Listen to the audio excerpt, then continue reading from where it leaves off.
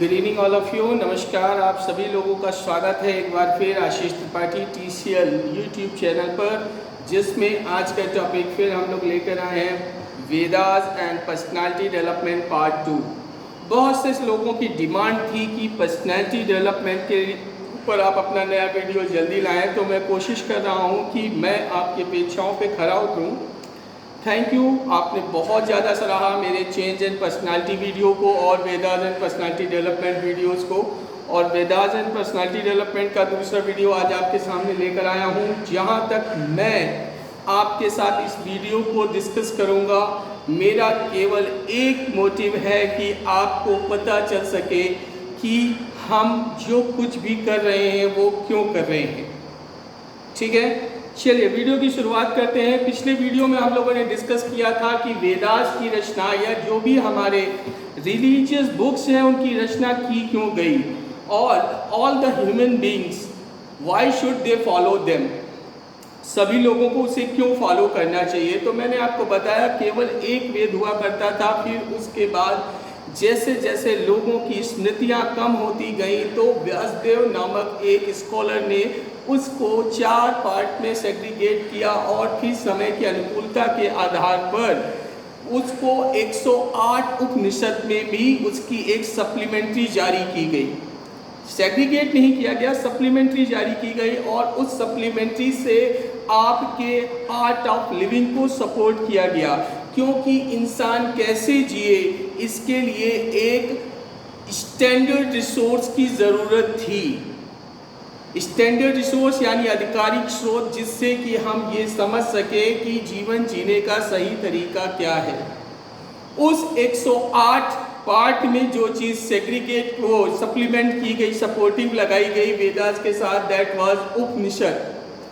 कुछ उपवेद भी थे जो ग्रामर रिलेटेड भी थे। फिर उस 108 उपनिषद के बाद 18 पुराण और फिर 2 big epic Ramayana and Mahabharata की रचना हुई। समय काल के अनुसार इन सभी को हमारे सोशल सपोर्ट सिस्टम में शामिल किया गया, एक ऑफिशियल रिसोर्स के रूप में। किस चीज़ का official resource? How to live, कैसे जिए।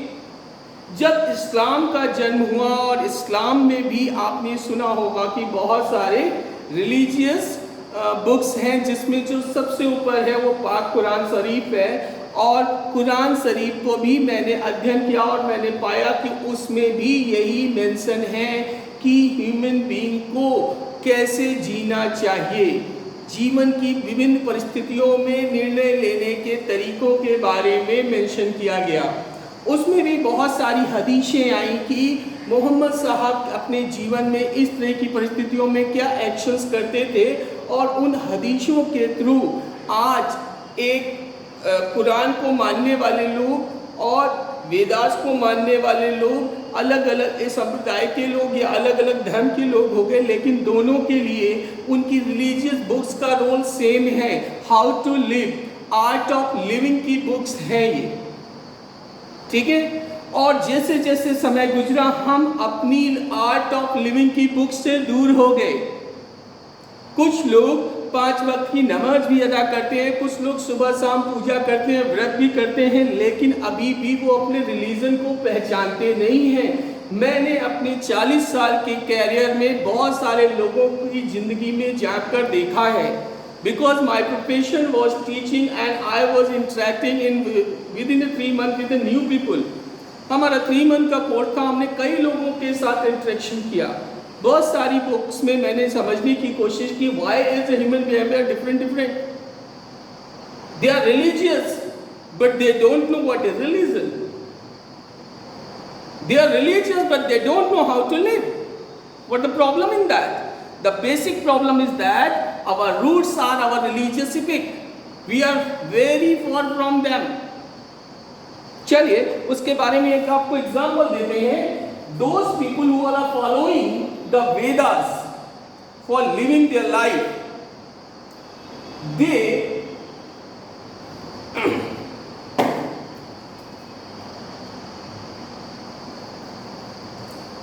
those people who are following the Vedas, they are living their life according to the Vedas, and they are called Hindus in a current scenario.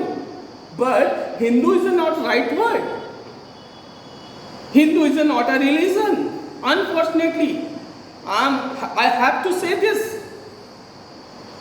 I'm bound to say this because Hindu is not a religion according to our mythology. According to the Vedas, there is nothing like Hindu. Hindu is a word, a foreigner word, because we were living on the bank of the river Sindhu, and intruders, Afghani intruders who all came in India in the past time, they were not able to speak Sindhu properly. Why were they calling Sindhu? So, I'm sorry, I was speaking in. जो लोग सिंधु नदी के किनारे रहते थे, उन लोगों को अफगानी मूल के लोग जो आक्रमणकारी के रूप में भारत आए, उन लोगों ने पुकारने के लिए सिंधु कहना शुरू कर दिया। जैसे हम लोग, अगर कोई शरणार्थी हो, अगर आप कभी कलकत्ता जाएं तो वहाँ आप देखेंगे, आसाम जाएं तो आप देखेंगे जो शरणार्थी आए हैं उनका नाम ही पड़ गया है रिफ्यूजी, जबकि रिफ्यूजी किसी का नाम नहीं होता।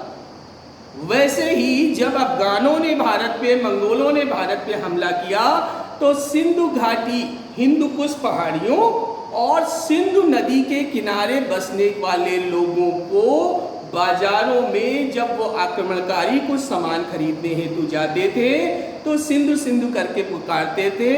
उनका प्रोनाउंसिएशन, उनका तलफ़्फ़ुज़, उनका उच्चारण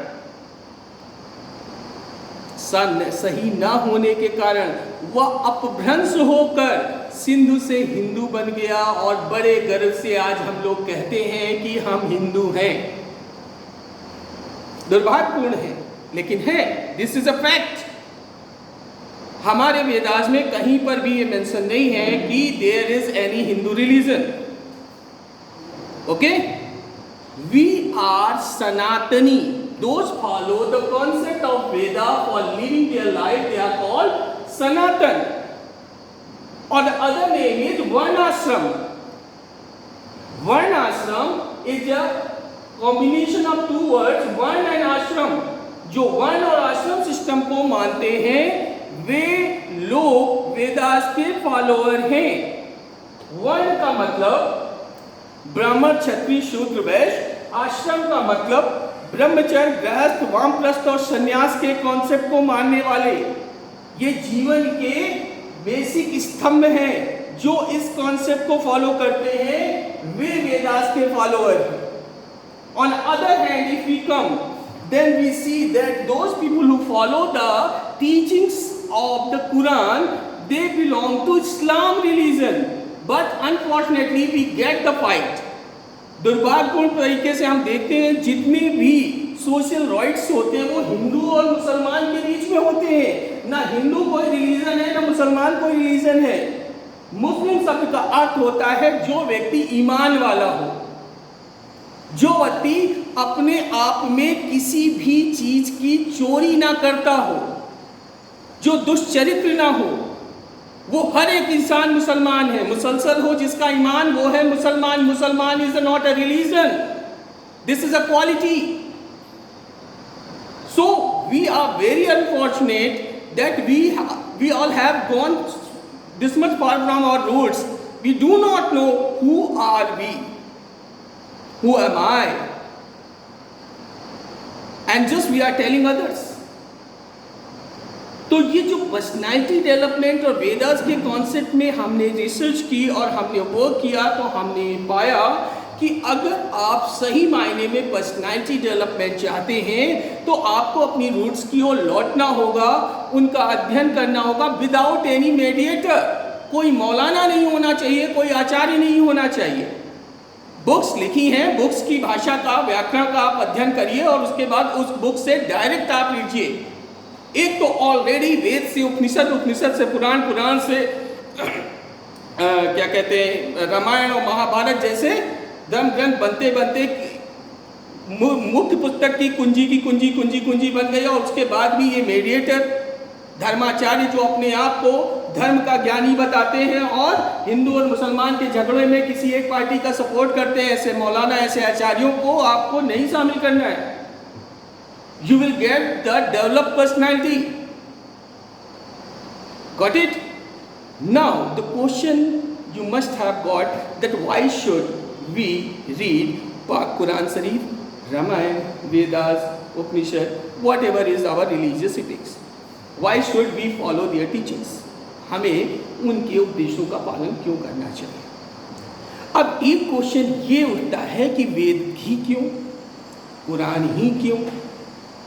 तो ये जो क्यों है ना, ये बड़ा खूबसूरत शब्द है। इस क्यों का उत्तर मैं आपको इस तरह से दे सकता हूं कि जब भी हम अपने जीवन में कोई कार्य करते हैं तो हमारे उस कार्य पे जब क्यों होता है तो हम एक सर्टिफिकेट दिखाते हैं कि ये एक ऑफिशियल इंस्ट्रक्शन हमें मिला हुआ है, इसलिए हम ये कार्य कर रहे हैं। फॉर एग्जाम्पल, अगर मैं आपसे पूछूं कि हु इज योर फादर, आपके पिता का नाम क्या है, तो XYZ, respectfully I am saying, आप अपने पिता का नाम जानते होंगे। बट आप साइंस एज स्टूडेंट हैं, आप बीटेक हैं, आप MBA हैं, लेकिन आपने इस पे क्यों नहीं उठाया कि मिस्टर X मेरे फादर क्यों हैं? आपने अपनी मम्मी की सारी बातें नहीं मानी होंगी, लेकिन उन्होंने मिस्टर X को कह दिया कि ही इज योर फादर, और बचपन से आज तक आप उनको पिता कहते चले आ रहे हैं। लेकिन मम्मी कहती है कि साइंस साइड ना लो, आर्ट साइड लो। मम्मी कहती है कि सिगरेट ना पियो, क्यों? इस लड़की से ना मिलो, क्यों? इस पे तो क्यों होता है, लेकिन मम्मी ने कह दिया ये तुम्हारे पिता है, तो क्यों नहीं किया आपने? Just because of that she is the official resource, आधिकारिक स्रोत है आपके पिता का नाम बताने का मां। ठीक उसी प्रकार से आपके जीवन जीने का आधिकारिक रिसोर्स है वेदांत और आपकी रिलीजियस कुरान। तो इसमें लिखी हुई टीचिंग्स पे आप क्यों नहीं कर सकते? हाँ, कुछ लोग ऐसे होते हैं, there are the two type of souls, दो तरह की आत्माएं होती हैं, condition and non condition souls. Liberated souls, liberated soul like Chaitanya Mahaprabhu, there is no problem.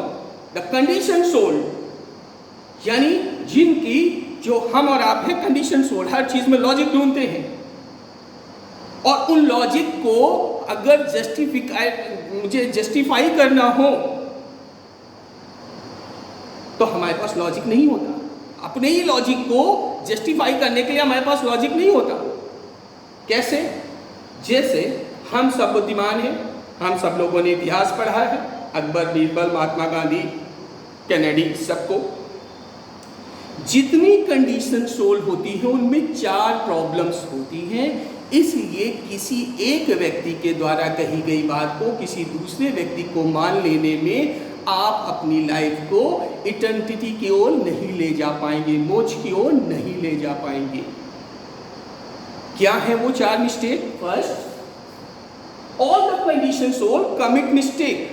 सभी कंडीशन सोल से गलतियां होती हैं। गांधी जी को वार्न किया गया था, दिल्ली मत जाइए, प्रार्थना सभा में मत जाइए, आपकी जान को खतरा है, गए, मार दिए गए। कैनेडी को बोला गया ओपन कार में मत जाइए, गए, मार दिए गए। यानी all condition soul, whether they are very intelligent but they commit mistake. Second, to be in illusion, भ्रम में रहते हैं। All condition souls are in a भ्रम। इल्यूजन का मतलब होता है सर माया। This is a Sanskrit word which means what is not, जो है नहीं लगता है। ठीक है, इल्यूजन मीन्स जो है नहीं हमें लगता है।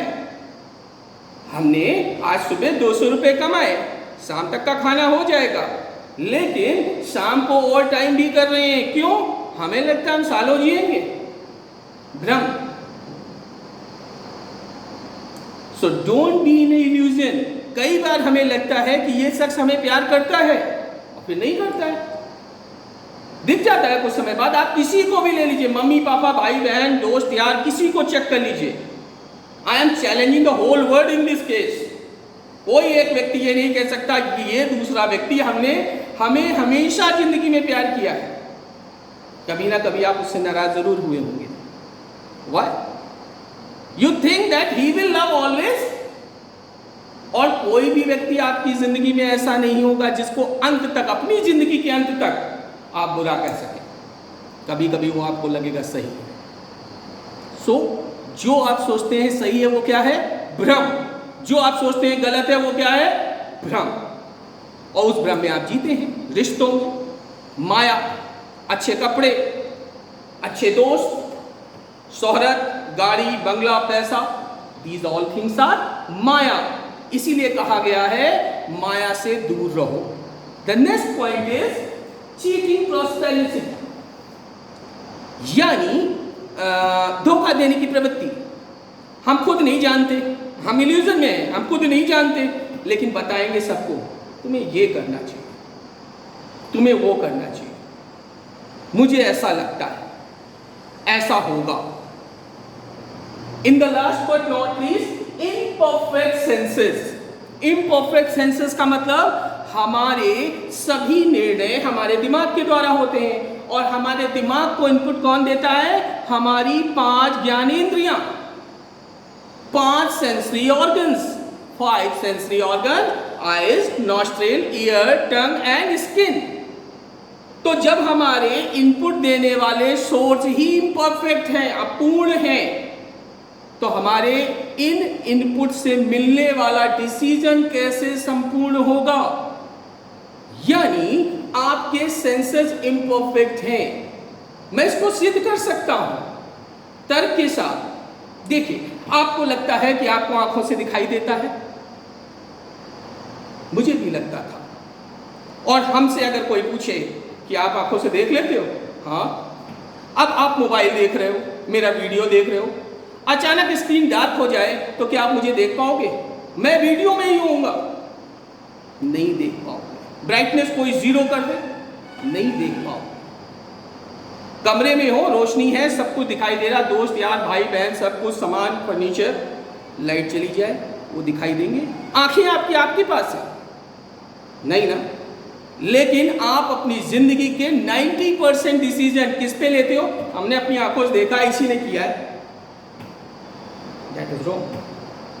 तो जब आपकी आंखों से आपको नहीं दिखाई देता, फिर भी cheating prosperity to be in illusion के कारण आप कहते हो कि आपको सेंसेस से दिखाई देता है, आंखों से दिखाई देता है। सेकंड सेंस पे आते हैं। क्या आपने आज तक कानों से जो कुछ सुना वो सही था? लेकिन आप अपने कानों से सुनकर निर्णय ले लेते हो। रिसोर्स कोई भी हो, ऐरा गहरा ने तो कहरा ने कुछ भी कह दिया, आपने कानों सुना और उसके ऊपर अपने जिंदगी के महत्वपूर्ण फैसले ले लेते हो। रॉन्ग। Imperfect senses. क्या आप सूंघ के दुनिया की हर एक स्मेल को बता सकते हो? नहीं, बस 2 पार्ट, गंदी है, अच्छी है। जो आपको गंदी लगती है वही किसी को अच्छी लगती है। कभी आप चाइनीज का खाना खा के देखिए, स्मेल से उल्टी आ जाएगी, लेकिन वो उसको खाते हैं, वो उनको अच्छी लगती है। तो व्हाट इज अच्छी? कौन सी अच्छी स्मेल है? कई लोग पूछते हैं जबान से, पी के देखते हैं, हाँ हाँ चाय मीठी है। मीठा क्या है? क्या आप उसे परिभाषित कर सकते हैं? मिस्टर लॉजिक, क्या आप उसे परिभाषित कर सकते हैं कि मीठा क्या होता है?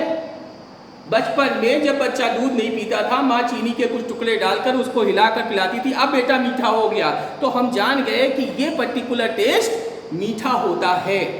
अगर मम्मी उस वक्त नमक डाल के दूध में पिला देती हो, कहती ये लो मीठा हो गया, तो आज हम नमक को मीठा मान रहे होते, चीनी को नहीं। यानी हमारी जबान स्वादों को पहचानने के लिए किसका सहारा लेती है?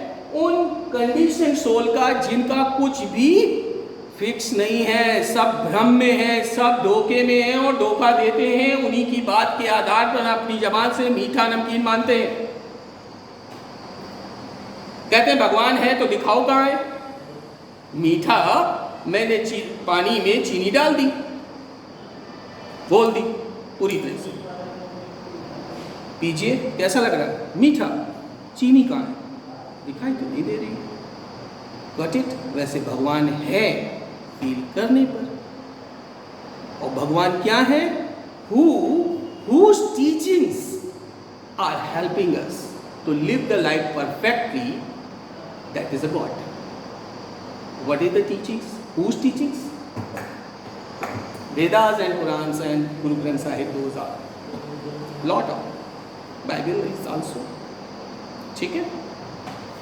अब इसके फिफ्थ सेंस, इम्परफेक्ट सेंस में, जितना गरम सरिया पकड़ के लोहार पीट लेता है ना, उतनी गरम चाय का कप पकड़कर हम चाय नहीं पी सकते। तो गरम लोहार के लिए अलग, मेरे लिए अलग, उसकी स्किन अलग, हमारी स्किन अलग। तो हमारे स्किन का आउटपुट अलग है, उसके स्किन का आउटपुट अलग है। किस संदर्भ में? गरम के संदर्भ में। तो ये सेंसेस इम्परफेक्ट हुए ना। तो इन इम्परफेक्ट सेंसेस से आप परफेक्ट डिसीजन कैसे ले लेंगे? नहीं ले सकते। इसीलिए we should go back to our roots. हमें अपनी जड़ों की ओर वापस जाना है। हम अपने वीडियोस के माध्यम से कोशिश कर रहे हैं आपको विद लॉजिक, कहते तो सब हैं और कई लोग फॉलो भी करते हैं, अंधविश्वास भी करते हैं, but what is the difference between the faith and blind faith? Logic.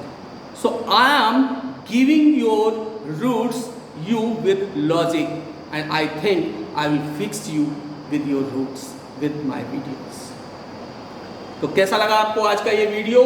क्योंकि वीडियो बहुत लंबा हो रहा है, इसलिए हमें इसको स्टॉप करना पड़ेगा। इस सीरीज़ का अगला वीडियो हम जल्द लेकर आपके पास आएंगे। अगर आपको ये वीडियो पसंद आया है तो हमारे वीडियो को लाइक कीजिए, सब्सक्राइब कीजिए हमारे चैनल को, और आपके जो भी सजेशंस हैं, जो भी क्वेरीज हैं, जो भी शिकायतें हैं, कमेंट बॉक्स में जाकर जरूर मेंशन कीजिए। हम आपके कमेंट्स का इंतजार करेंगे और बेल आइकॉन बटन दबाना मत भूलिएगा। अगर आपको ये वीडियो पसंद आया है, नहीं पसंद आया तो कोई बात नहीं, लेकिन अगर पसंद आया है तो चैनल सब्सक्राइब कीजिए, जिससे नेक्स्ट वीडियो का नोटिफिकेशन आपको मिल सके। तब तक के लिए गुड नाइट, सपा खैर, शुभ रात्रि, जय हिंद, जय भारत, गुड नाइट।